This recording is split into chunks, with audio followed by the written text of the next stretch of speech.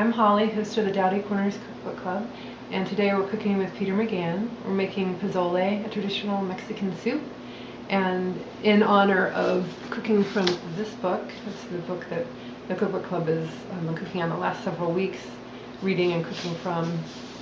And if Peter wants to hand the camera to me, I'll now show you Peter. This is Peter, and Peter is an expert in Mexican food, a local authority. He's been to Mexico twice, speaks Spanish, and has actually done a workshop with Diana+Kennedy, which is as close connection that I'll probably ever have. And he's taught and teaches Mexican cooking in Rutland, Vermont. And what else? And you've worked as a chef or sous chef in Mexican kitchens. You have a lot of experience with Mexican food. The Cinco de Mayo in New York. It's the name of the restaurant. Casa Moneo in New York. Manhattan. Okay. All right. And let's talk, before we start cooking, talk a bit about pozole. The recipe we're going to make is a red pozole. It's a red pozole. There are different kinds of pozole. There's a red one, a green one, a white one. The red one uses a couple of varieties of dried chilies, the chili guajillo and the chili ancho. In addition to those two dried peppers, which make it red, it has pork stock and pork that has been slowly simmered in the stock. Pork butt is what we use this time, and the other key ingredient is hominy, white hominy, which we bought canned. It's a good product. And the pozole is traditionally served with a number of garnishes: chopped white onion, cubed avocado, shredded lettuce, toasted oregano,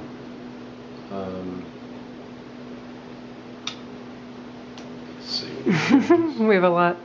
Oh, there's some of the garnishes lined up. Limes and radishes. And then it's served, on the side, it's served with tostadas, which are the Mexican whole crisp tortilla that's been crisped up in oil. And when I was in Mexico City, it was quite a few years ago, I went to, on the weekend in Mexico City, you can go to Garibaldi Square in Mexico City, and in Garibaldi Square you can enjoy different kinds of pozole. You can have the white one, the red one, or the green one. There are many different stands that sell pozole there. So it's like the center of the universe. What? Center of the universe for pozole. Yeah, right, exactly. And the three colors are the same as the colors of the Mexican flag. True. Right? And also, when I was in Mexico, I got caught in the middle of a flood. And my friend and I were literally rescued by a very nice Mexican gentleman who took us to his house in Acapulco, and his wife, who was an excellent cook, made pozole for us there. I think hers was a white pozole, and she gave me her recipe for that, which I still have. The white pozole means that you wouldn't add, it would just be with the broth and the pork and the hominy and the garnishes. You wouldn't add to make a green pozole, on the other hand, it would be cilantro, probably chili poblano, maybe some pumpkin seeds, some lettuce. Tomatillos? All the things that make it green. Tomatillos? And tomatillos, right, okay. Exactly, tomatillos. So it adds the green color and flavor. Yeah. Okay.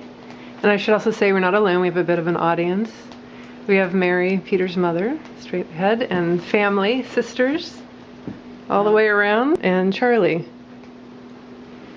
So what we're going to do now is get up and look at some of the ingredients, talk about the ones that are maybe less known to some people, and then cook the pozole. Okay. And then we'll eat it, of course. Yep. So here we have the first step. We'll talk about the chilies, which we're going to prepare and then blend. These are the chili anchos. It's a bright light. It's probably chili anchos that have been pre-soaked until they're soft. Okay. The ancho is a dried chili. It's been resuscitated. It actually is the dried poblano. And ancho in Spanish means broad, because it's a wide chili. Pick that up again. Let's get a good shot. That's plenty wide. It's the widest of the dried chilies. And this is the chili guajillo. As you can see, it's a more brilliant color than the ancho. So it will make the pozole a nicer color red. A bright red. Okay. Now, in any kind of chilies, dried or fresh, the heat is actually contained in the seeds and in the veins. So you want to remove, if you want to get rid of most of the heat and just get the flavor, you remove the seeds and the veins. And that's what we're going to do now? That's what we're going to do, yeah. Okay.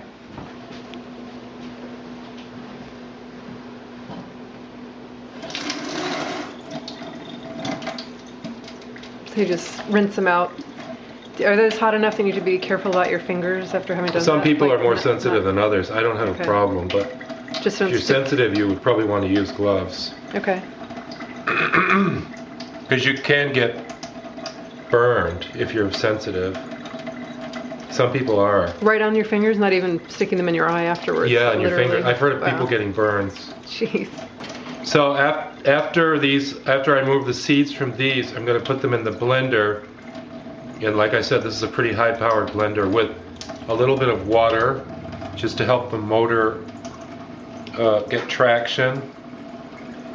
And I'm going to puree them into a paste.